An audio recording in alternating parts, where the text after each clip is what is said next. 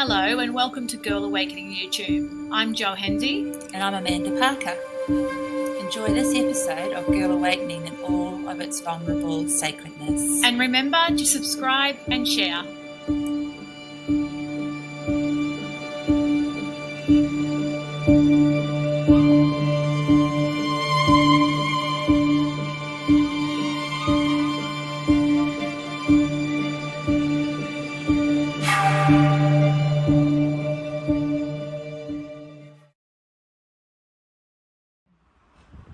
Good morning, Amanda. Good morning. Oh my God, we are so excited this morning. Yeah, we're stepping out into the wild jungle. We are. With someone very special. Absolutely. Someone very special that we've had on probably, was it 12 months ago? Can't be 12 months ago. It'll be close. It'll be close. We'll find out, but yeah, it would be close. And it was a very incredible epic step into a space that we've been yearning for. Yeah, it was. Opened up a lot of energy around, just other realms of the awakening process, and yes. ones that are available to all of us. It's so simplistic and so incredibly, I want to say grounding. Well, literally that's what was in my mind, because it was other realms, but so much on the ground, so real, and walking on the ground in this space of self-discovery and sovereignty. Absolutely. And, all those things. But we're going to, that was all about that person's awakening, which was very, very, very beautiful. And today we're kind of stretching that from a personal awakening to, I guess, what would you call like a... opening to her blueprint. I can't think of another word that would be silver lining, purpose. Maybe this person might have a better name for it. You say that. You say the magic person's name. Britt Laidlaw. Amazing. Welcome, Britt. Welcome back, and welcome back from Naked and Afraid. Thank you. Last conversation we had was very soon after I returned to Australia. We couldn't talk about it then. It was all hush hush. So it's so nice to actually be able to converse about the experience now and come back for another conversation. I loved chatting with you last time. We loved it too. We so loved it. It was so amazing. Now, just really briefly for our listeners, because there was you weren't supposed to go on this show, were you?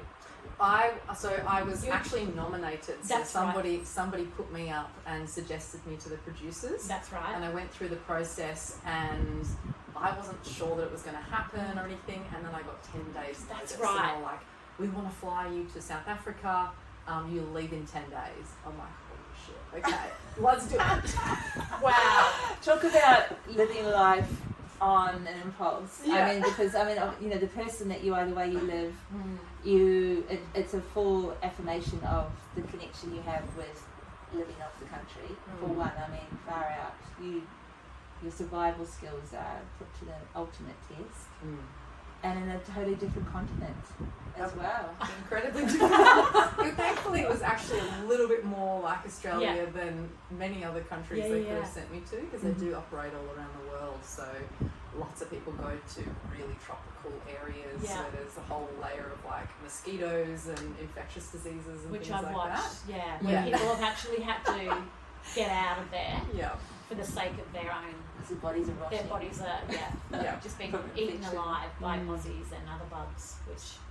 How did you go with that side of things? Because by the way, you're naked too, aren't you? Yes. So the premise of the show is that you're placed in the wilderness, nothing around, no supports, and you have 2 survival items, and so you can choose what they are. 2? And 2. Shit, I thought it was more than 2. No, it's 2. And so my choices were a machete and a flint and steel, like a fire lighter. Yes. Yeah. And because I do know how to do fire by friction with my hands, but when you're weak, it's the last thing you want to do. Yeah, exactly. And so I thought, just to not have to worry about that. So they were my 2 items, and then you're naked, so you have literally no clothing or anything like that as Which well. is a protection factor as well, isn't it? Absolutely, absolutely. And you have to survive 21 days. So this particular experience isn't a last person standing, so it's not like as long as you can make it. It's capped experience for 21 days. They do longer experiences as well, but this particular chapter of it's 21 days. And no food, no water, no support. It is documented, so there is a camera crew out there that are with you. So it's not self-documented only. But yeah, that was the experience. And it's barren too, isn't it? Like, seriously barren. Well, I feel like some of these shows, you can either choose one or the other. They either put you in a really tropical area where there's an abundance of food and water, but you have to navigate massive storms, so an abundance of rains, which makes fire really difficult, and also mosquitoes. If you get like a cut or anything, there's a huge risk of infection in those places. Or they put you in an incredibly dry environment, like a desert, which means there's very little food, very little water. You don't have to worry about insects so much, like mosquitoes or anything like that. And fire is a lot easier. So I had the latter. I was in South Africa. I think that's a better choice. I know that too. I've never been in either, but I'm thinking that I'd rather be warm, first of all, than cold. True. Well, this is the thing. The thing is that it was very much like the desert, so it's eating hot during the day, 35 degrees, freezing cold at night time, hypothermic levels at night time. And so the temperature range is extraordinary, and I had to sleep so close to the fire. I was going to say, did you spoon the person you were with? Because then they say 2 people's body heat's better than one. Well, it's funny because the only arrangement that actually worked was a really long fire, because in this particular scenario, I wasn't alone, I had a partner. It was a really long fire, and it was kind of body length, and then we slept either side of the fire. Idea. And because sleeping all snuggled up to each other, it meant that it means that you have to develop a fire on each side of you, so it's double fire, which is just not practical in terms of wood use. Now, and I noticed that and we'll talk more about, but I noticed at one point too, you also hugging obviously rocks off the fire to the temperature. Great idea. Also a great idea. It was a great idea. That was actually put together by my partner who I was there with. She'd actually done the experience before, not in that So you're climate. with a girl? I was with a it's woman. It's usually with a guy and a girl, isn't it? It is. Yes. So it's usually with a guy and a girl, and I was with a woman. Wow. And I was part of the experience called Tribes Challenge. So I was with a woman, and then halfway through they said there's actually 2 other people out there and you need to go find them. I spent all of this energy building this, what the producers called at the end, because they're not allowed to talk to you in the experience, but at the end they were like, you built like the Taj Mahal of shelters. Wow. Oh wow. So I just dedicated myself to that shelter because it was freezing cold at night time. Well, if you're comfortable, if you're more comfortable, then you can stay longer. Yeah, exactly. I love alone, which is very similar, and I know that the people that have actually literally built themselves like a log cabin or something like that, when they're comfortable and safe, they can just relax and last longer. And the whole body, as you know, the whole body and everything just shifts and change. And if you listened to Britt's episode last year, you would have heard her talk about the womb tomb, and that is a pretty incredible construction as well. So I can imagine the Taj Mahal in South Africa must have been quite impressive. I worked on it because we're in survival skills, at least the lineage that I've learned, we have what's called the Sacred Order of Survival. And there's particular tasks that you do in a specific order based on our human needs. And number 1 is shelter, so there's shelter, water, fire, food. And it's based on the law of 3s. You can survive 3 hours until hypothermic conditions set in. You can survive 3 days with no water and up to 3 weeks with no food. So I knew going in, it's 3 weeks, 21 days. If I didn't have food the entire time, I'd be fine. It wouldn't be my preference, but I'd be completely fine. And so I knew when I had the most amount of energy at the beginning of that experience, the energy focus should be on shelter. Build a really solid shelter. Once I feel really comfortable in that, I can go for water, and et cetera, et cetera. And I soon realised that sleep deprivation was going to be my most vulnerable factor. So when you're out there, going on 21 days with 2 hours sleep sometimes in the evening will take you out, because it affects your mental stability. Everything was very eye-opening. And so I knew that it wasn't just building a shelter for the sake of warmth, but having a place where I could have a comfortable sleep or gain as much sleep as possible was going to be a strategy that I employed to make sure mentally I could stay in the game. Yeah, I reckon I'd be like that too, because I love my sleep. Yeah. Well, this is what I'm listening to here and hearing as well, is that presence of mind, and really very consciously creating the framework for you to be able to survive. And you know, if you're just like, I'm going to be one with the elements, I'm going to go for this. I obviously, people who survive and are used to going off grid and living off the land and have a very methodical approach to doing that successfully. But you know, the whole context that you're talking about now, you're laying a very solid foundation to surviving and being there to your best potential. But then that twist where the producers, where you have to leave home again and go out and seek. How did that feel? I just kind of rolled with it, as you do in life. Like, it's funny because yes, it's a survival experience and very few people would get the opportunity to do that, but it's a powerful teacher for the rest of your life. It's like, okay, so there's a change here. You're uprooted. What do? Do you stomp and shout about it, or do you go, okay, cool, we adapt and we move on and maybe we make it an even more beautiful place? And where we ended up moving to was much better access to water. Like, oh my gosh, the first 10 days, you didn't realise how much I was dehydrated. But yeah, the second location obviously had to build the house again, but was in a much better location. And actually got to be really close to wildlife in the second location, so that was pretty cool. Made neighbours with a big crocodile, which the Americans in the show didn't really like.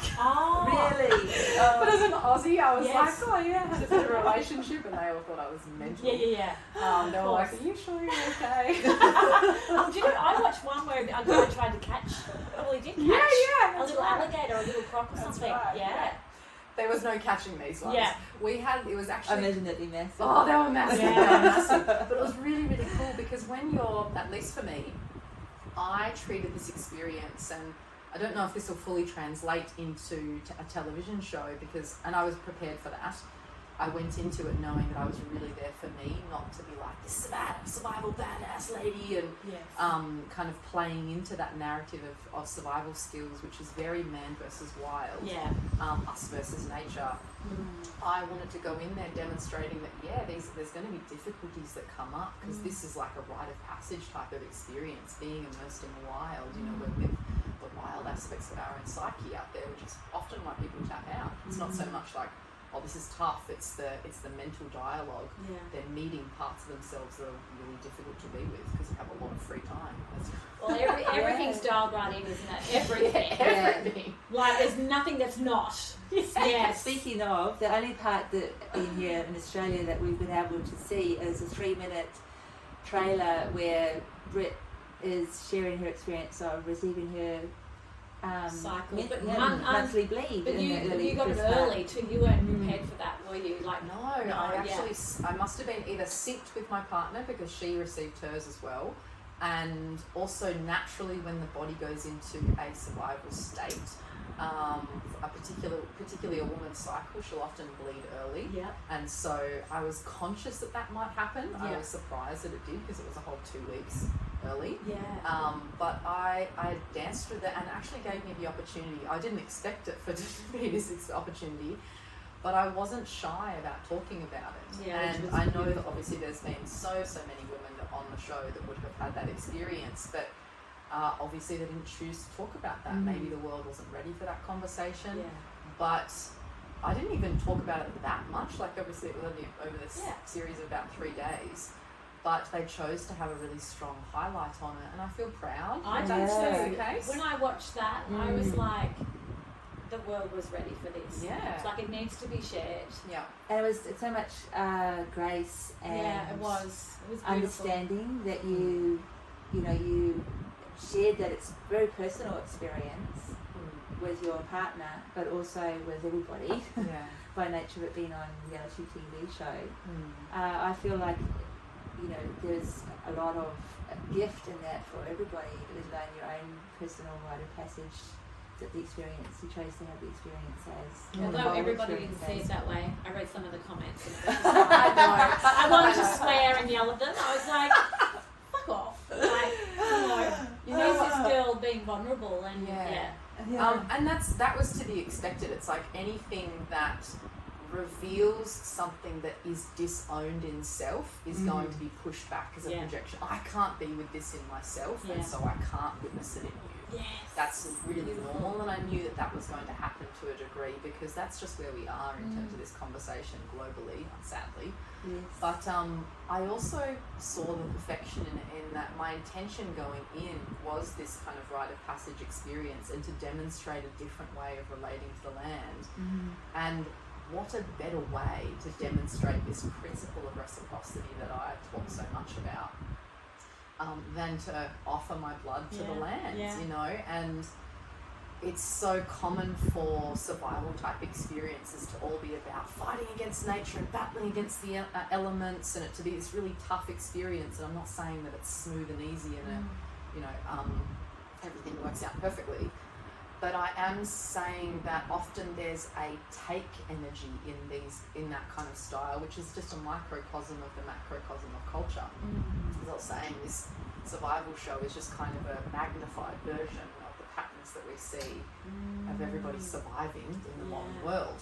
And most people from that tradition of survival skills, I would say, come in with, I've got to use the natural resources, I've got to take, and even though there's a sense of connection, it still considers the land as a kind of backdrop or a resource, or not an animate conscious being that is actually part of your process as much as you are part of it. And to come in and offer my blood instead of coming in with this, I need this to survive, I'm taking this, it was like, all right, you're 2 days in, and now here's the opportunity to show up and give. What can I give of myself that is part of my, not just even part of my body, because yes, there's the physical component of blood contains minerals and things that are supportive to the thriving of growth, you know, in a very physical way, ecologically. But also, can I let go of my ego? Can I surrender all the things that I want to get out of this experience, all the things that Britt as an individual wants to use this to prop up my business, or to prop up my identity, or to prop up my ego, and instead, can I let all of that go? This is 2 days in. 2 days in. Can I let all of that go and completely give of myself to the land and the journey that she is providing and asking me? And in return, I get gifted a response. I get gifted very potent messages and learning experiences and a sense of connection, but also I'm gifted with a sense of responsibility as part of that, and I wouldn't change that for anything. So that was the experience for me, is to go in there and actually start off straight away from a position of giving. And because our nature is reciprocal beings, the law of this particular world is one of reciprocity. We see that everywhere with our inhale and exhale. There is nothing in nature that is one way.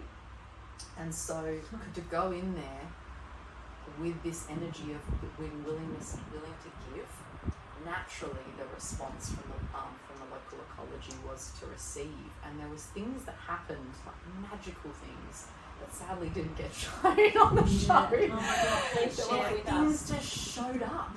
And it wasn't everything that I wanted. Yeah. It wasn't everything that my ego would have loved to be like, look what I did, see, I'm a great survivalist. But it was everything that I needed. And I remember one particular experience of this when I was digging what's called a gypsy well. So to get clean drinking water, there was a water source close by, but it was all murky and algae covered. And so a gypsy well is a big hole that you can dig in the ground and have it far enough away from the water hole that essentially the water seeps through the ground soil, and that is a filtration system. And so often you can empty out the first, like as you dig the hole, the bottom of the hole will fill with water, and often you can just chuck out the first little fill of that, but the second round will be very clean to drink. And so I was digging a gypsy well, and the intention was to start fishing. We're ready to find food, and trying to look for bait was kind of challenging because there were so few small insects, and my partner was trying to catch grasshoppers, which was like, you could imagine it would be bouncing around trying to catch grasshoppers. It's exhausted, like it's hilarious. And I just had this trust moment of like, it'll be all right, like we'll find a way. I wasn't in this kind of panic, we need to find food, it's coming at crunch time, and you know, even the producers were a little bit like, how are you feeling? Because it's like a bit on edge with the food, and I said, I know it's going to work out. And as I was actually being interviewed, or you know, asked to say some things to the camera as I was digging this gypsy well, and I was actually explaining at the time this principle of, you know, the feminine in us and in the world, she needs to have that principle of receiving, or like she just doesn't give out. Could you imagine if you just walk up to a woman and be like, give me the goods? You know what I mean? Like she needs some romancing. She needs some tenderness. She needs to show that you're serious. And before she gives you her heart, before she gives you her depth, before she reveals her love to you. And then it's generous, you know, but you can't go in expecting with this gimme. She needs to be romanced. And that takes time, and there's a patience that comes with that. And I was literally explaining this principle, and as I was digging this hole, I went with my hand, and I picked up, and there was a little frog, a little brown frog, and bless, we used it. Thank you, little frog. It happened 4 times. Wow. Oh my God! As I was digging, and I was like, she'll provide when it's time. And as I was saying that, I pulled out and I said, "Oh look, just like this." And the cameraman was like, "What is this voodoo?" Like, it was hilarious. But there was many instances like that. Where there was just this deep sense of calm. Like one was when we had the crocodile, so very close to our boma, which is the name for a shelter. I was going to ask you, did you have to build a boma? Yes, had to build a boma. So can you explain to the listeners what that is? Yes. Because you're in South Africa. Crazy freaking animals. So a boma is basically a ring of thorns, very, very spiky plants, which there are plenty of in South Africa. And the idea is to keep our animals because it is real in the fact that there wasn't people there protecting. Like there's leopards, there's lions, there's elephants. That's terrifying. There's animals, and I heard them every night. That'd be very sensory enhancing, wouldn't it? Like absolutely. Yeah, there was a couple nights where I heard a warthog or like a boar being killed by a leopard. Wow. You hear this like the squealing, and then you hear and it's oh my god. That is so And how did you go? I wonder how far away that is. Should we go check that out if there's any leftovers? Yeah, no, we did. Yes, we did. It's like a nightmare, really. Wow. A beautiful nightmare. No, it's Madagascar comes alive. Yes, absolutely. So a boma is a shelter essentially to protect you from that. So it keeps those animals out. It has to be high enough.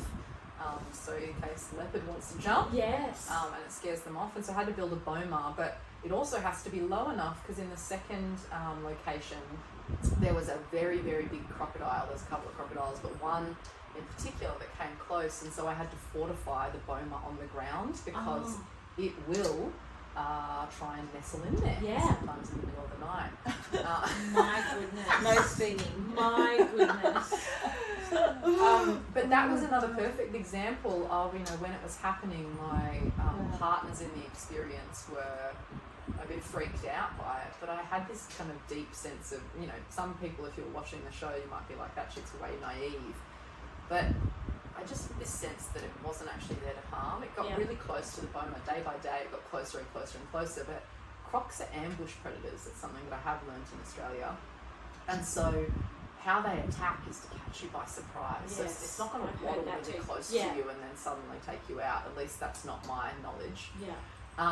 But the thing I found most interesting is that this croc would get closer and closer and would growl like a big dragon, and something would almost like spit coming out of its mouth. And that's why my partners were like, this is mental, like it's preparing to eat us. And I had this deep knowing. I was like, no, something's actually not right here with this croc. And I know that we're going to be looked after, it's all going to be fine. But actually something's going on with this crocodile, and I could have that sensitivity. And I later learnt that once the show wrapped up, a group of rangers, conservation rangers, went out there and they tranquilised the crocodile, and I found that it had something caught in its throat. Oh, Britt. And so it was coming up and actually asking for help. Oh my God. Yeah. Wow. Oh, that's just amazing. Yeah. And, you know, people look at them and just say it's a prehistoric creature, blah, blah, blah, but the consciousness of every being is so precious.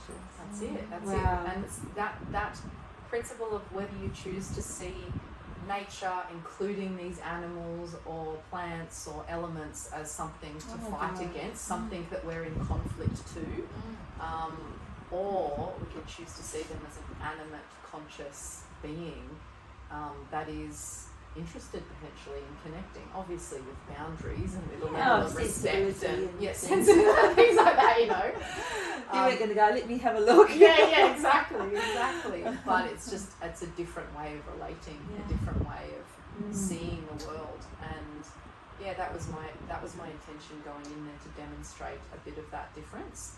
I don't know if that's the storyline that they particularly chose, but I was surrendered to that and knew that didn't matter anyway.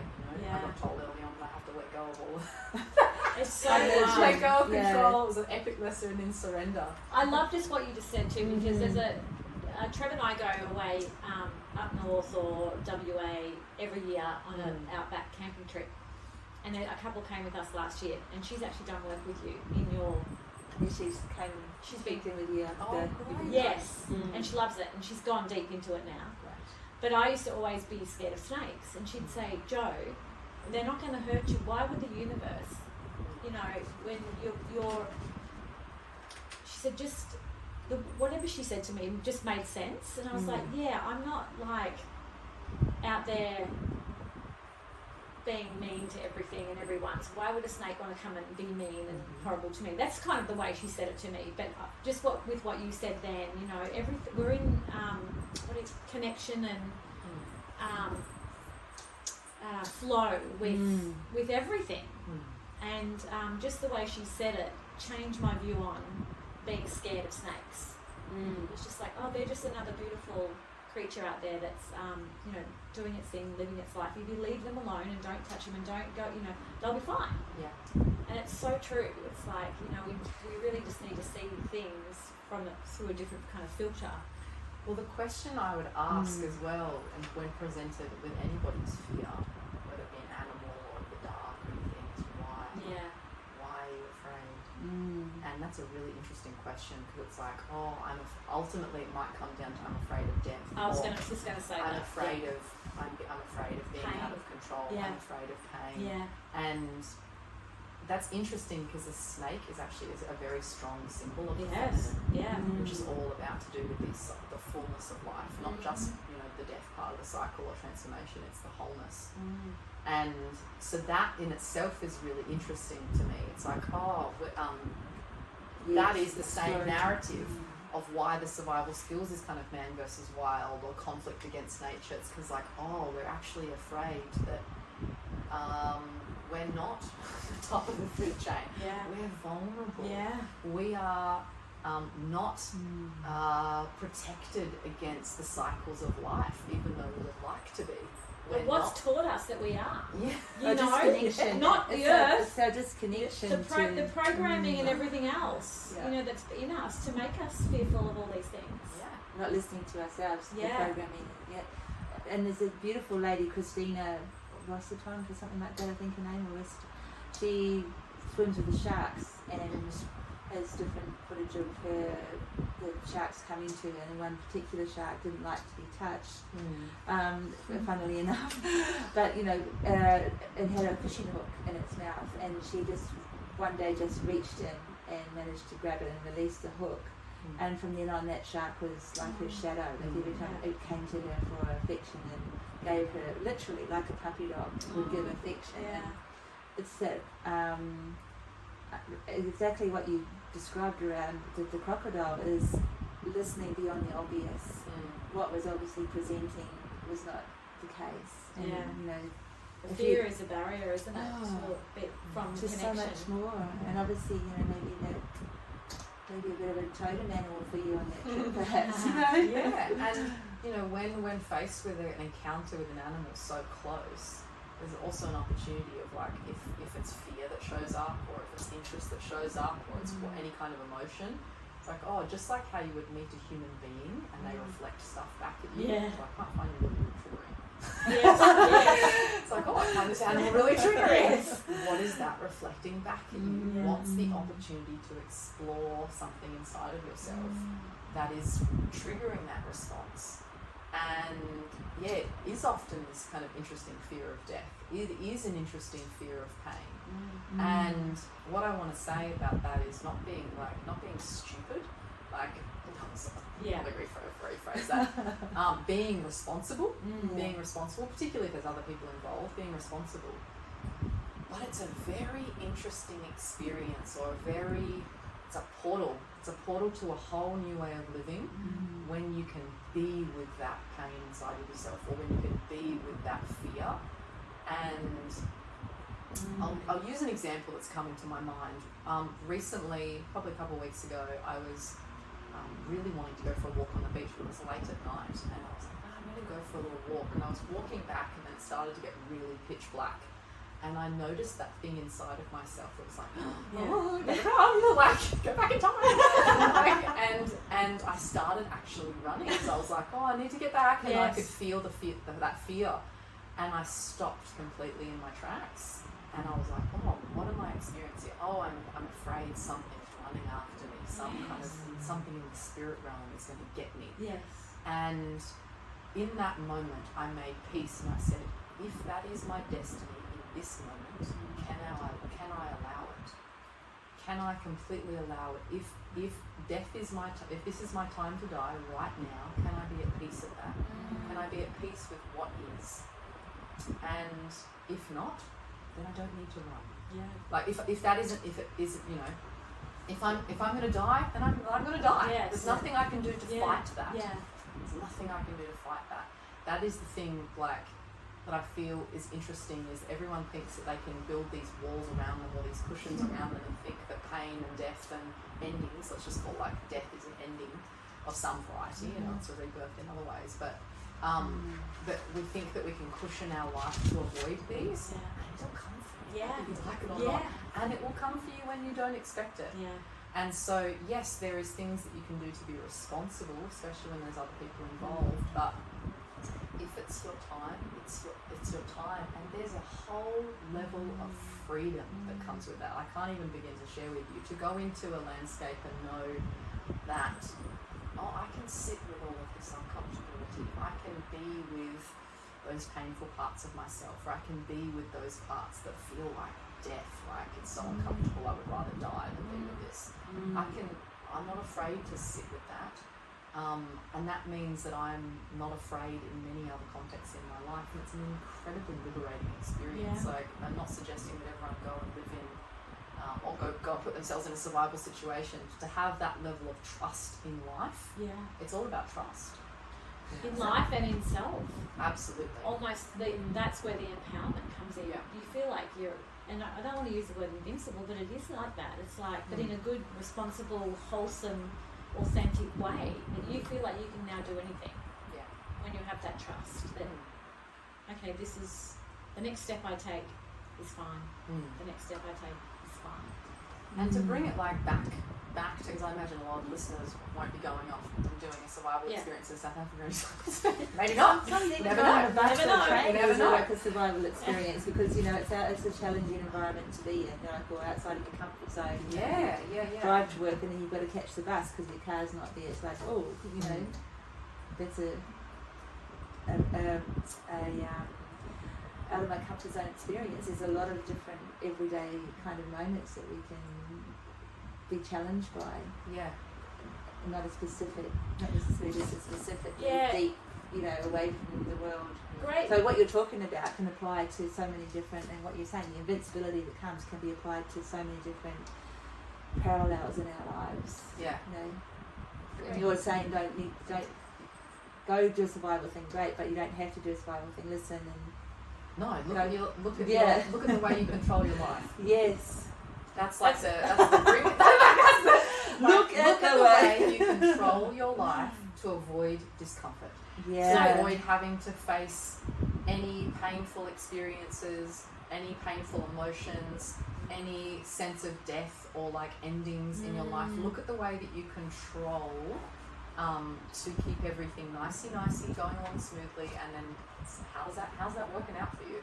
Because like at least in my experience, is that only lasts so long until ironically you actually long for something. There's something that you feel that you're missing.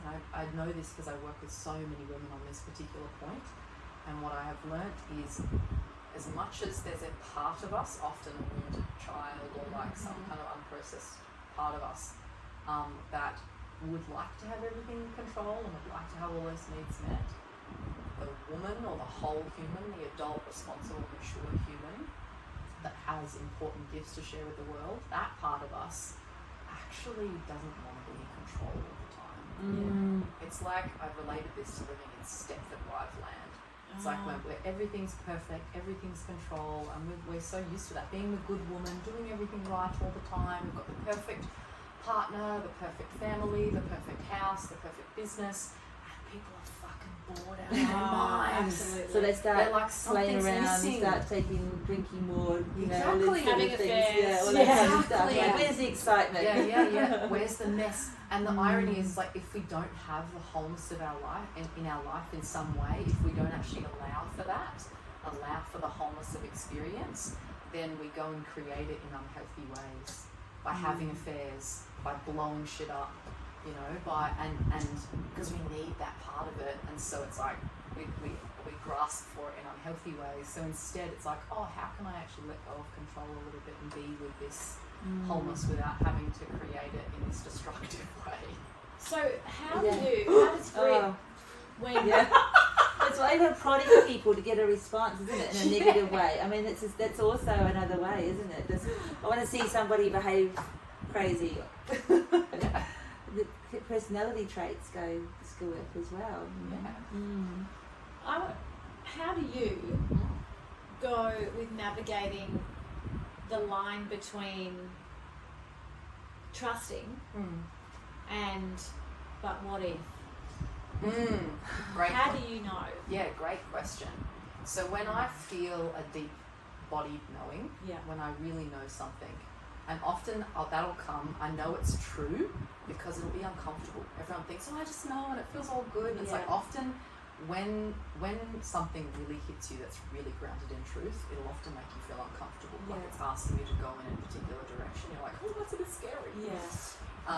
And so when I feel that knowing and it asks me to do something that makes me feel uncomfortable, let's say make a decision to change a relationship or to move country. Something big. Something big. Inevitably, there's going to be parts that are going to be like, what if? I don't know. And that's okay. I can make space for those. But I recognise that they're often based in again, often a childlike or a wounded part that would just like to stay in control. But we stay in control and safe, and we want to stay small, and we're just used to this. And that part is actually attachment. It's not freedom. It's based on attachment. And when I make a decision that's really actually actioning that deep knowing inside of myself, how it's possible is that I have an innate trust in life. And that's because I don't believe that life is out to get us.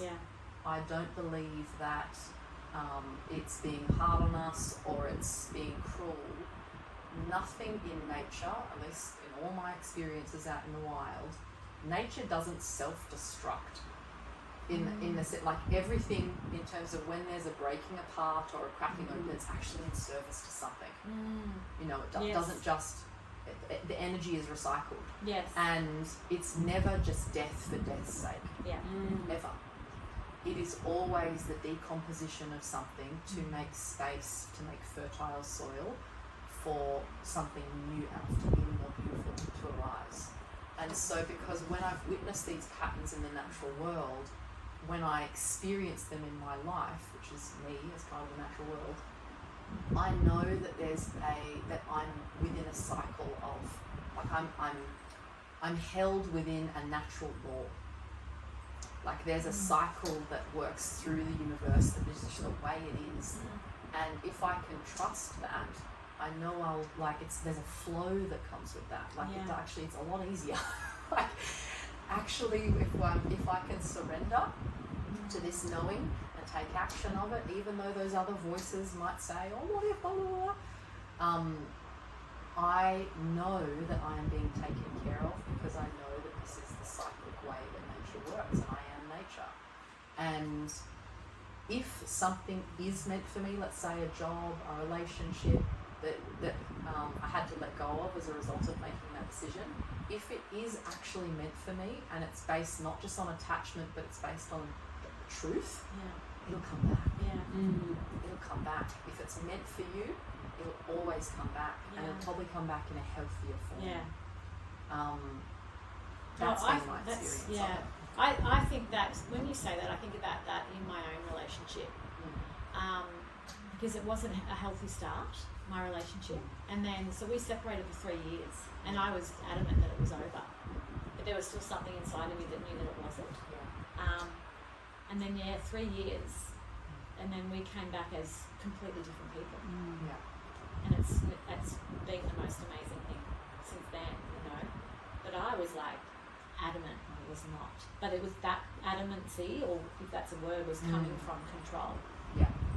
And rightness. And all the, you know. I know. Yeah.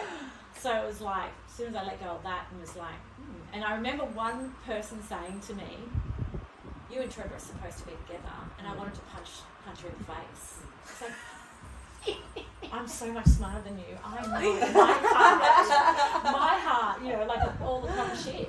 Yeah. And it was just like, she was spot on. And every part of me wanted to destroy her. Isn't that wrong? No, like, wow. You know what? The only time that consideration is like, okay, am I meant to be with this person? Is when there's neutral energy. It's not charged. Yes. So there's neither I need this person or I hate that person. Yes. And I don't want to be out with them just out of the spite of the fact that they hurt me in the past, and I'm just not going to be like. Until both sides are neutralized, and there's a willingness to see the perfection in everything that happened in the relationship before, and what that was revealing about self. Like ultimately, I think the reason why we get into relationships sometimes that maybe break down and then get back together again is because there's still more to learn about yourself in those relationships. That is uniquely reflected to you through that person. Absolutely. It's incredible how expensive it is when you embrace it from that perspective. It's like, that we're here to learn from each other rather than to gain from each other or control each other or just to look good together or all those things. It's like, you know, there's... Or the other thing that's huge on the planet right now, and I feel like I'm literally going deep into the 3D even mentioning it in this context. It's all right. But it's like, you know, where people just get sick of each other and I don't like her anymore, I'm going to end it, or I don't like him anymore, that's the it. pina colada song. And then don't realise that they're the same person is walking into the next relationship. It's going to take exactly the same thing into it, you know, and then they wonder why after the honeymoon period, after 6 months, why the fuck is this person doing the same thing? You know, it's like, well, you never cleared. Well, you know, it's so You're obvious doing the same thing now. too. Yeah. It's wild that people still don't put those things together, yet they don't. One of the biggest portals of initiation and healing for me was healing the Disney narrative. Oh. Which, like, massively. And we've all grown up in. Oh my God, I can't even tell you. So when I was younger, because I had a really challenging childhood with particular traumas, like there was beautiful things, but there was some challenging things. And I remember watching these movies and also like watching Moulin Rouge. I adored that movie. Oh, that was beautiful. Oh my gosh. Tragic But love. it was this, but it was, there was all these threads of romantic love that because I found love really difficult to receive in its form that it was in when I was a child.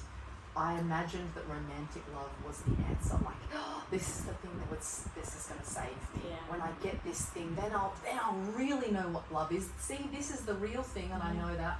And at a really subconscious level, that was really programmed into me. And so I went into relationships expecting at some level to be rescued by them, that everything was going to be fine once I got a relationship.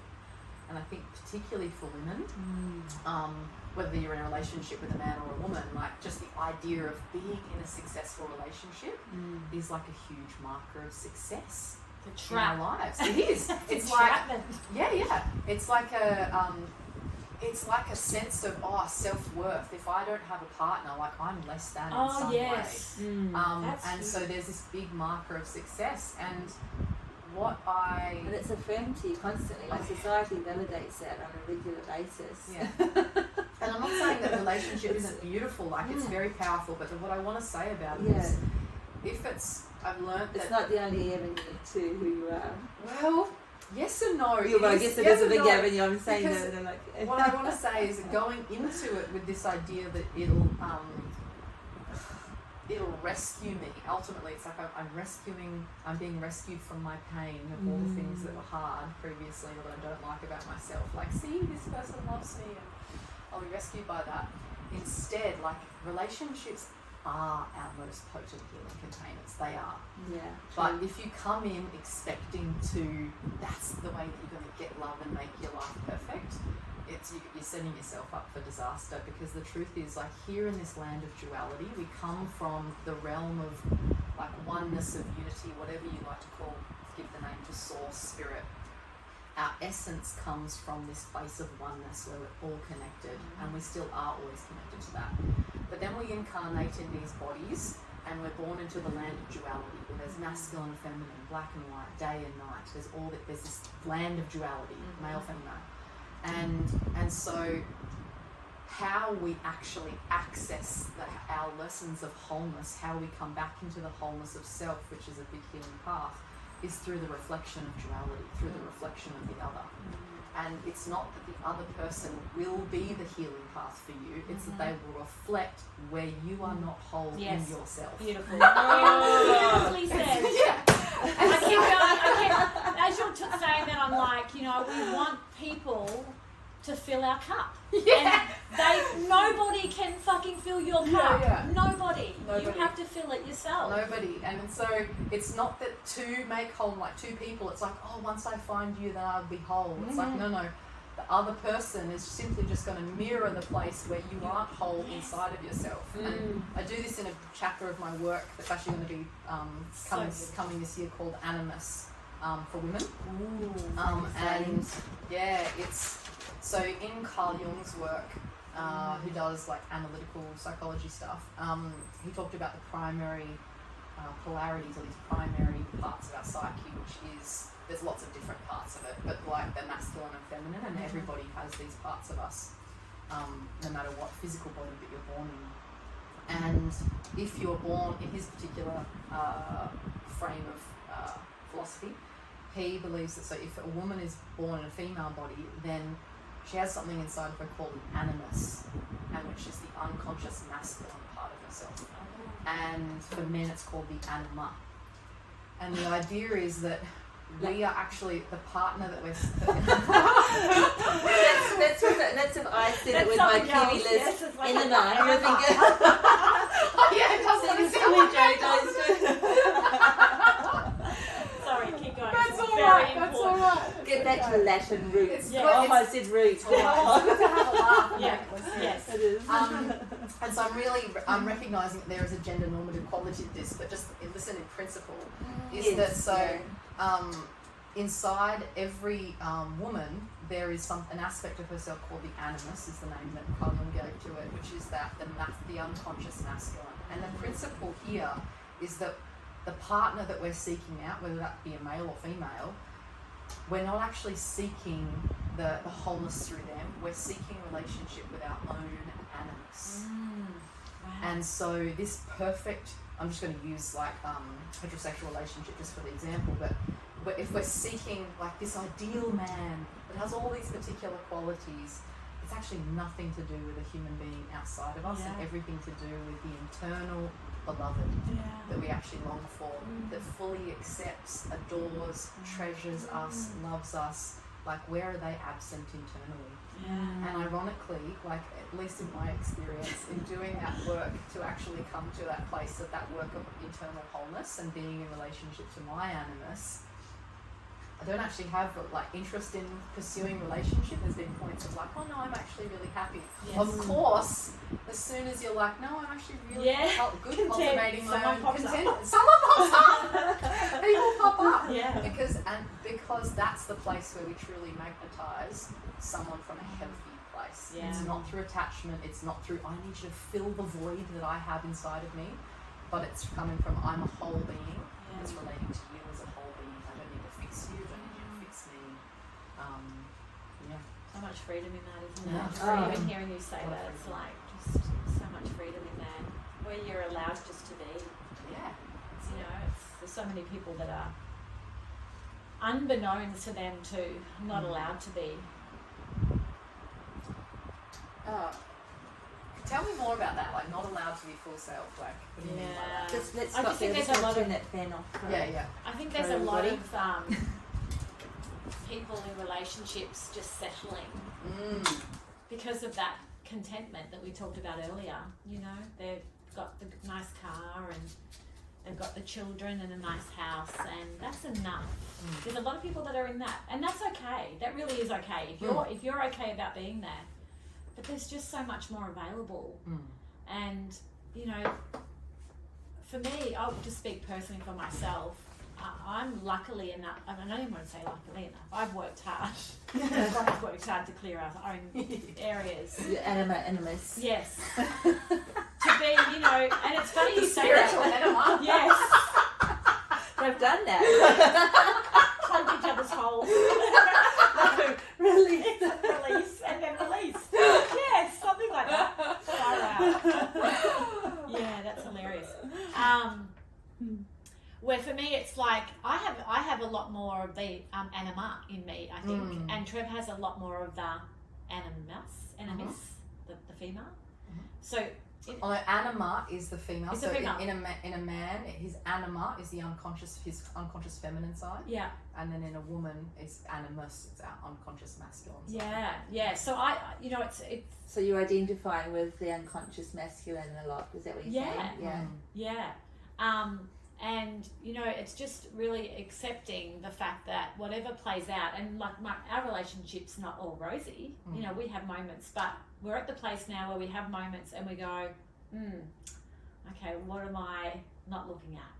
You know, what are you triggering in me that I need to have a look at? Because whatever that you're playing out right now is making me hot, and not in a good way. Like, you know, and then we talk about it. And we're at the place now where that happens, and you know, sometimes it might take a little while to talk through these things, and it may get heated and all that, but we now are at a place where we hold each other, even in the heated moments.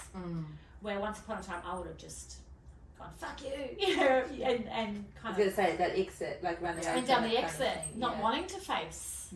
You know, and it's like it's all about stepping in and facing now.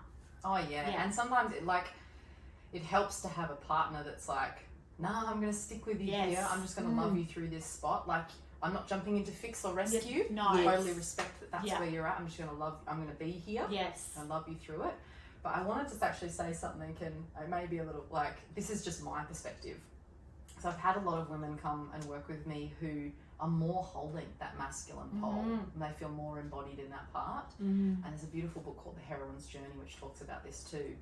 And it's not necessarily a personal thing. It's very much cultural and sometimes programming. In our ancestral kind of lineage.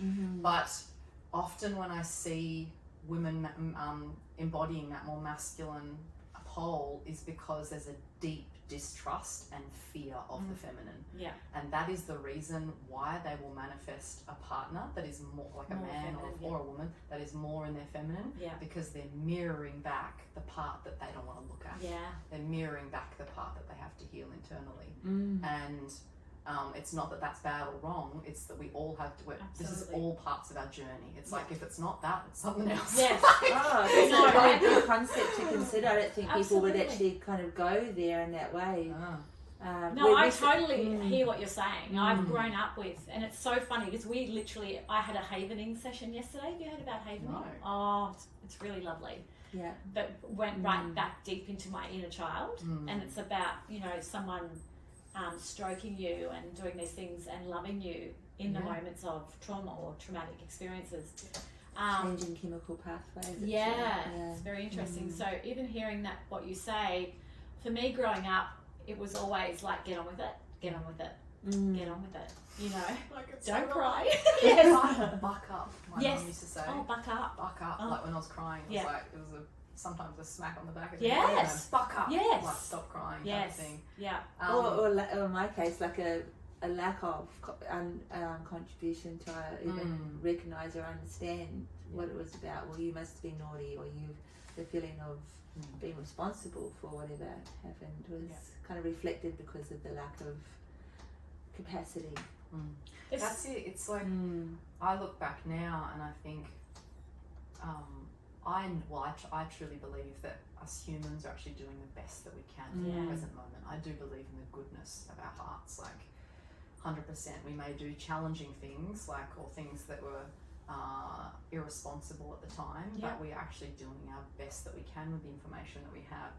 And so I know that, those are challenging things to process as an adult of my emotions are literally smacked out of me. Yeah. But, but I know for certain that the exact same thing happened to my mother. Yeah. And the exact same thing happened to her mother. Yeah. And there's a conditioning here, there's this programming here that no wonder even go all the way back to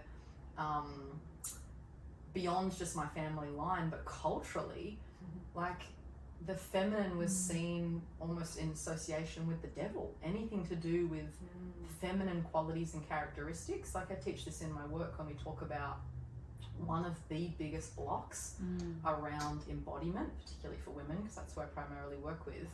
But when we go through the Earth framework, which we spoke about last time I was here, I think, one of the sections in that is called Remember, and it's all about coming back into our bodies, fully inhabiting our bodies, and developing our proprioception, developing our sensitivity from a perspective of empowerment. But one of the biggest blocks that I see on that in that journey is people's relationship to their sexuality and sensuality. And because, particularly, let's just say sensuality and sexuality being two different things, but let's just go sensuality, is a feminine quality in that we navigate the world through our senses, through our body. There's a body knowing. It's like the value that we give to body knowledge versus intellectual knowledge. And sensuality is the knowledge of the body. It's like, oh, I've got a gut intuition about this, or something doesn't feel right here, or the hairs on the back of my arm are standing up. What is it telling? What is that telling me? And what we have, one of the reasons why I believe that the block, our relationship to that, is because historically, anything that's been to do with a sensual way of relating to the world and using that to orient ourselves has been linked with the devil. Has been anything to do with the body and our relationship to the earth and connecting, almost like our animalistic intuition. Yeah. Because those things are almost like animal-like qualities. Yeah. They are considered less than. They are considered like humans are at the top, and animals, or anything to do that links us with being animal and not this pristine, pure being. Close to God. Close to God. As opposed to, ape. Exactly. And so in a lot of religions, different religions, particularly like Christianity and Catholicism, in its translation that was done by men, because there was lots of really pure qualities of Jesus' teachings that had nothing to do with that particular hierarchy of knowledge or the splitting of men and women or anything to do with that.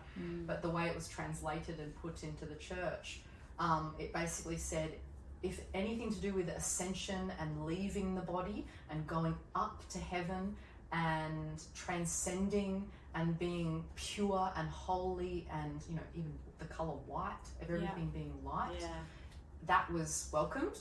And anything to do with being grounded in the body, which is sensuality, our like sexuality, our connection to the earth, our connection to magic, which is all of these things, our connection to soul essentially, was considered demonic, was considered wrong. And this is what gave a lot of the missionaries and a lot of colonizers, in their mind, that's what gave them permission to take out indigenous peoples or to take out ecocentric people cultures, because they're like, they are practicing the work of the devil. Witchcraft, and same with women. That's why they took out women, because they're like, that's witchcraft, that's devil's work. Anything to do that resembled essentially feminine qualities. Anything to do with the ascension was masculine, because it was God, it was moving up to God, who was a man. And anything to do with the feminine, which is being in the body, navigating the world through the senses, being in connection to the earth, was considered demonic. And so women, indigenous people, anybody practicing these more grounded ways of being in relationship to earth and our bodies was taken out, basically. And so we have this almost epigenetic memory of that as women. And no wonder there's fear of being in our feminine, because we've been punished for it. And that doesn't mean that we get to be the victim either. That doesn't mean, see that, I'm blaming them for all of this. It's like, why was it, consider, why was it done? Because there's so much power in it. Because that's actually the power. And so this might be challenging to hear for some, but like, you don't get to be victimized for your own power. No. You don't. Oh my goodness. We do, because like, you don't get to be victimized for the power that you've been given. Now there are things to acknowledge and to process, and that's a big part of the healing, and then translation of soul gifts from wounds into the gifts, not eliminating or bypassing history and the realities that we hold in our bodies in terms of those memories, but checking out of that, or like almost like it's the excuse for not stepping into our power. That's what I see a lot. Oh, the government doesn't support me, or the system doesn't support this, or this I can't do, all these kind of excuses, and ultimately it's self-avoidance of your power. That's all it is. Wow, that's so interesting. Because I hate that word. I don't want to say, I'm withdrawing that word interesting. That is so, wow. Like, I'm listening to you and thinking about, we don't have to go that far back to see the man being, that he's the God, I feel like I'm getting controversial, but I'm not. I'm just saying that the reality of the planet that we live on is that the man brings in the money and he's the more powerful one, and the lady just does, stays at home and does the cooking and whatever else. And that whole thread still plays out, and it's like, there's no blame on the male or the female. It's another program that's come through, but it is time for the females to start probably standing up more, and not in an egotistical way. Any of it can be done quietly. Just knowing who you are and where you want to play and what you want to do. This is probably going to be very controversial. Yay. and it's my personal perspective on it. And it's your truth. Yeah. Which is nothing controversial about your truth, honey. And it is that it's the kind of expansion of this on a bigger scale. So in my personal life, I know there's been experiences where I have had my whole life turned upside down. I've had really big hardships. I've felt completely disempowered. I've felt victimized. But at a soul level, like my human didn't choose those. Of course my human didn't choose those.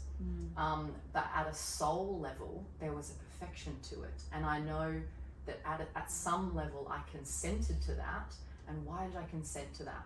Because that experience gave me the perfect opportunity to go in and translate that into a gift. And that gift is something I use in service for the evolution of humanity. Beautiful. And that is why I've incarnated. So if I know that about my personal life, just a little thing. If I know that about my personal life, that at some level I can either choose to be victimized by my life experiences. I can acknowledge, oh yeah, that was like my human really didn't enjoy that. Yeah. And my human would never choose for that for me.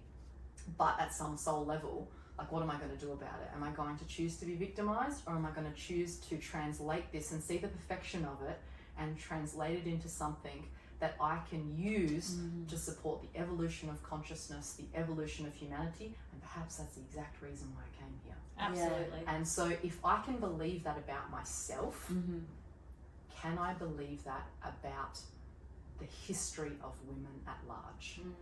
Absolutely. So the controversial thing might be to say here is that over that course of history, where the feminine and how that was observed in women or cultures and things like that, how that was demonized and destroyed and tried to be hidden and tried to be crushed, what we know is that she wasn't, but it was this same deconstruction process that happens in our personal lives. And maybe that was actually all part of the plan. Absolutely. Of some cosmic plan that our human parts would never choose. So there's not to have no compassion. Yes. But at all. No. And this is where it gets really tricky. But at some level, can we perhaps hold a perspective that maybe everything happened perfectly? Yeah. And that the whole intention is because that journey to the underworld that we've traveled over many years, the whole purpose of it was so we could rise again with the gifts that we learnt through that process and use those gifts to now serve the evolution of humanity in a way that only we can do, that only someone, a culture, a community, a person can do when they've traversed the underworld. Maybe that's the whole purpose. Maybe controversial to say that. Why would it not? Yeah, it's the true shaman's journey, though. Yeah. It's literally the true shaman's journey, because traditionally the shaman was chosen because of their wounds, because of their afflictions, physical, emotional, whatever they were. And for my beingness is just like it's just vibrating out here, like it's going. Isn't that just the greatest gift to actualize? Well, we are those. We are those women. We are. For me, International Women's Day is the women that have gone before us, the women that are here today, the women that are coming tomorrow, and everyone is pivotal in where we're going tomorrow. And to embrace, exactly as you just said, that we have not been suffering in vain. That there is a true purpose to that experience for each and every one of us, and the collective feminine archetype, feminine experience. Yeah. And not to say to bypass the pain that's come from that. That is, we were talking about this earlier, is like that is the dance of the human and the soul, right? Yeah. It's like we can hold this awareness that at a soul level, it's all perfect. And we are also humans, and we have a body, and we chose the whole purpose of this incarnation is to fully incarnate the soul in this body, and so there are real human experiences that need to be processed and healed and attended to, and they can't be bypassed. And if they are bypassed, we'll never actually truly get the soul gift that is lying in there for us. Well, this is the opportunity we have right now, isn't it? Yeah. To change the narrative. Yeah, that's it. That's all that needs to be done. Yeah. Because we can't live through that lifetime again. We're just going to get the same results in 100 years or whatever else. Well, we can. This is also the thing that I've chosen, that I've realised, is that there's no hierarchy on this, but I do personally believe that everybody has come to Earth for a particular lesson or a particular path that they're here to experience. And some, like you were saying earlier, some just really happy, just having the little life where they, well, I shouldn't say little, that's rude. The life, but having a life where they just, you know, they go to school, they have their family, they get the thing, and that's their experience, and that's what they're here to experience this particular round. That's where their soul's at. There's no hierarchy or good or bad at that. And then there are some souls that are here to have a very different experience. Like you. Yeah. Yes. Like me. I'll own it. Exactly. Like me. Like Amanda. Like the people that listen to this podcast. Yeah. And what I know is that if you're one of those people that is here to play a big role in the evolution of consciousness, in the evolution of humanity, then you'll be put through the ringer. Yeah. And have these initiatory experiences in life which give you the embodied lessons that you need to be of service. Because you asked for it. Because that's, exactly, at some level you chose this. And your senses are at play. You see things differently, you hear things differently, you know, and as children that can be difficult. And as you said before, it's hid out of us, or, you know, taught out of us, you know, the way that we sense things differently. But literally, that I feel like what you're listening to, what you're saying is that the change makers or the narrative changers are people perhaps who do have that sensory connection, and they're living through their senses more than they understand, until they come to an understanding. Yeah. And I want to say, like, I want to also give voice to the fact that sometimes that can be really, like, as much as it's empowering, and it's like, oh wow, I feel really deeply fulfilled, and it's really hard to even put language to the feeling that comes with that knowing. But there's also a very real human aspect, which is like, it's hard sometimes. Yeah. It's like sometimes I look and I think, can't I just have this stuff? Yes. Can't I just da-da-da, and can I just go on that holiday? Yeah. Can't I just, like, I look on Instagram and I'm like, can't I just do, like, make $30,000 in 10 days, like, whatever it is. And can't I just operate it, like, sometimes I would love to just check out and operate at that level of awareness or consciousness where I don't have to think about this kind of the spiritual dimensions of life. It's just very much in the 3D. I'm hearing you. It's like, it'd be really nice. And, you know, this is why we zone out to a TV show or something. It's like, I just want to... And literally, always my reason for turning on Netflix is I just need to dumb out for a minute. It's wild. Well, that's where social media is just taken off too. That's a whole other story, but that's to take us down that path, the exact path you were just talking about. Keep going. Because, and then there's been moments where, you know, I have played that game where I've kind of gone, I'll just play in this arena a little bit, and life kind of gives me a bit of a smack. Yeah. Because the way I know it's love, but it's not in the way that we've given label to love. It's like, it's as if it's that motherly love. I imagine her saying to me, like, it's the Gaia love. Yeah. She's like, you can't play in that realm anymore. Yeah. You've got too much responsibility. Yeah. And we're not actually, like, we gave you a little bit of leeway, and now you know too much. Yeah. And we're not going to let you dance down there. It's kind of like, I don't like to use these hierarchical terms, but it's the image that's coming to me. It's like there's a sky-rise building type of thing, and you go up to the elevator, and you know, at first you're kind of hanging out on the ground level, or like level 2 or something, and then you get little moments in your life which take you up to like the sky level. You know, like, let's just say it's not that high, it's like level 10. But that feels, and you're like, oh wow, and you have these little moments, and then you go through enough initiations which actually mean that you stabilize at level 8 or level 9 or even level 10 or something, and that part is like, I want to go back to level 2. Can I just go back and live down there? And it's like, no, you live up here now. Yeah.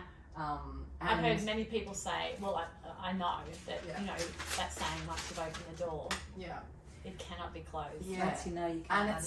And it's I use that analogy, but in truth, it's not, there's no hierarchy to that. No. There's an isness and a perfection to exactly where you are on the soul journey. Whatever people are learning in that ground level is absolutely essential, can't be skipped over, foundational. And maybe they've actually just come from being a freaking enlightened master Buddha or something, and they've come back because they're like, I want to actually see if I can go back from ground zero. Yeah. You know, whatever. We don't know. No. Wow. What if I turn left this time instead of right like I did last time? I imagine this as like some of the most, what we would label as like the most evil people on our planet. Of like, there's people that we think, oh, they're evil. Yes. They're just cruel. Maybe, we don't know, maybe they were in a previous life, maybe that they were an enlightened master, maybe they were, you know, a deep source of peace, and they wanted, their soul decided, I'm going to test this and see how much I can see what it's like if I can have the soul lesson of now being the nasty one. I think why not? Star Wars, for that reason, is one of the most epic movies of all time. For that reason, I mean, Darth Vader turned good guy, turned bad, turned good guy at the very end by his son. I mean, it's kind of the epitome of that experience of, I won't experience it all. You know, power at every extreme is. I say power, but it's life at every extreme, isn't it? You know? Well, this book that I'm reading, I mentioned earlier, The Disappearance of the Universe, is they talk about that. You know, because it's two beings that come forth to share knowledge about Jesus, the real story of Jesus. To blow a simple man's brain. And he asked the question, you know, will you have another experience on Earth? And they said no, because they learnt how to handle duality, and they could sit in both sides. Yeah. And so that there was no need for them to come back down. It was just like, oh, that's wild. That's how powerful duality is, and how it, to use a better word, grounds us to the planet, to this experience. Yeah. It's because we're constantly living in duality. Oh, there's so much here to talk about. Yeah. So I personally think the reason why we are seeing this kind of rise and evolution of the feminine is because what we have learned that in this land of duality, we need both the light and the dark, not good or bad, because I don't want to add those labels to them, but we need both the masculine and feminine to reach source, God, universe, whatever language you want to use that as the term there. So when I say God, it's not like a person or a man or anything like that. It's like the animate consciousness of the universe, let's just say. Just that little one. Yeah. But we need both. We need both to access it. So what we have had historically over the last couple hundred, maybe thousands of years, is a really strong emphasis on the light, the masculine, the purity, which is beautiful. It's an essential part of the cycle. But we've also seen the demonization of the feminine, and we saw that in the story of Jesus and Mary Magdalene. Yeah. Whereas, you know, Mary was completely forgotten and her gospel was buried. Like it actually got told. So the ministers or something at the time, I remember reading in the book Mary Magdalene Revealed, they demanded that her gospel be destroyed, and thankfully there was some people that hid it and buried it, and it was later found. And so what we know is that there was this story of these, it's just an archetypal story among many, but there was this kind of pure, godly, masculine figure that was associated with the light, with the heavens, with the upper realms. Beautiful, like in the original teachings of Jesus, so beautiful. Yeah. But the feminine was like forgotten, destroyed, demonized, and what I believe is we're coming to recognize we need her. We need her to reach God. Yeah. And God needs her to reach her. Well, yeah. Like we need her to reach that place of oneness, of source, of great spirit. And so this is why that she's coming up, and this is why that we're seeing this kind of rebalancing on the planet. Is to see what happens when we're not in balance. You know, when we get out of balance. She is like. Well, look what's been happening for the last freaking thousands of years, and what's been coming up. In you just have to watch. TV. You know, like it's all coming out. It is coming out. Like the time is. It's all run. Yeah. Fuck. No, but it's incredible to feel read that into what that saying, space of, as you say, what Mary Magdalene, what her gospel, what the feminine has to offer. When there's the reciprocity. The thing that's happened too that I see and I believe, my opinion on this, is that anything that's put in the shadows, anything that's suppressed, anything that has been demonized in us, becomes kind of distorted.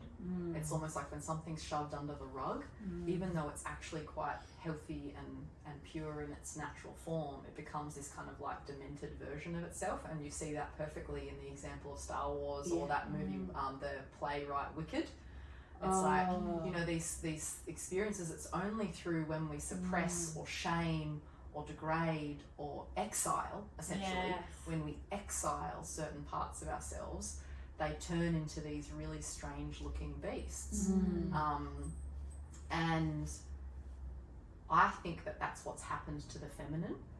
And in a way, because there is an aspect of the feminine that is destructive, not for the purpose of destruction for the sake of destruction. As I said, nothing in nature never just dies for death's sake. But what we're seeing is this almost like distorted, angry version of the feminine that's like, well, if you're going to exile me, well, I'm going to mirror back to you the ugliness that you have inside of yourself, and and you need to look at that. I'm going to keep revealing it to you. I'm going to keep showing you how ugly this part of, like, how I'm going to keep showing this to you by experiences in the world or reflections in the world that are so challenging to be with, because what it's actually doing is it's making me look at the parts of me that I've exiled, which have every capacity to do that. And the truth is that's actually not her true expression. And what she's saying is, the longer you put me in the shadows, the longer you delay your union with God. Like, you need me. And so it's like, how do I describe this? It's, as I said, it's not a power thing, is it? I keep getting it's definitely not a power thing. No. It has been in the negative, but this is not about the feminine uprising. It's a wholeness. It's about wholeness. It's literally about completion, wholeness. Unity and connection and all of those things. It's got nothing to do with femininity or feminism or any of those things. It's way beyond that. It's way beyond that. It's a true essence. It's like I guess the cosmic spark is self-sparking because of its wholeness and completion and its kaleidoscope of fragments and aspects and everything that is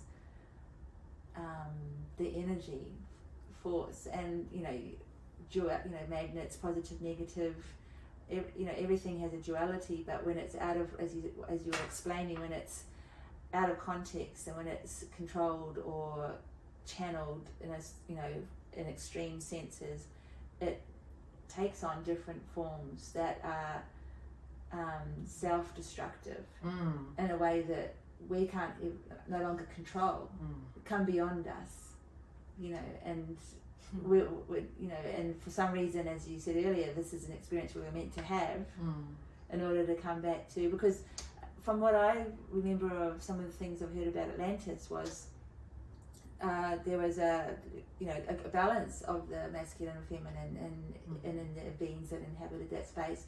But as the fragmentation occurred in that society, that was a part of the distortion and the demise of that society. And I mean, that was a very long time ago. And then so, you know, these thousands and thousands of eons later, here we are coming back to what have we learned around this space, and where, you know, the sacredness with you, the way that you connect with land and her consciousness. For me, that resonates so beautifully with taking the wholeness with you when you go, and not being disconnected from your masculine or your feminine in the expression of what you're relating to in every moment. I just find that just so alivening. Thank you. At this point, I also, like, I'm reminded of one of my favourite myths. I teach a lot of mythology in the programs, because these old stories actually carry these lessons. One of them is this story of the lindworm, and the really fast forward version of it is there's a queen and a king.